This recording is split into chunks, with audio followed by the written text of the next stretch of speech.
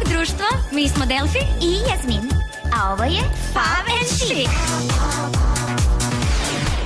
Danas ćemo vam pokazati kratak pregled svega što je bilo u Open Musicu. Znamo da umirete od želje da sve još jednom vidite. Ono in i ono out.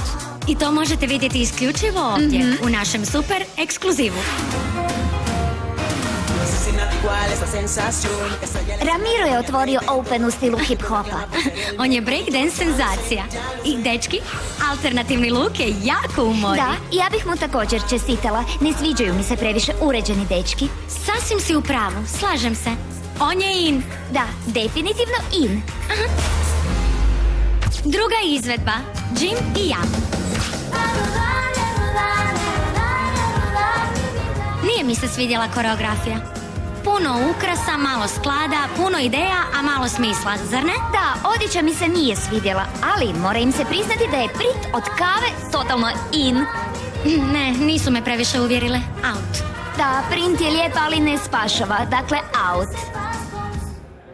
Sad je red na Niki, Pedru i novom dečku, Simoni. Svirali su pjesmu koju je napisao taj Simon. Kruži priča da je Lunin dečko. Stvarno? Pozvao ju je na scenu i posvetio joj pjesmu. Da, bilo je prekrasno. Što ne valja? Ne, nije mi se svidjelo, nisu dovoljno cool. Super, out. Da, priznajem da im ni odjeća nije bila dobra, to je out.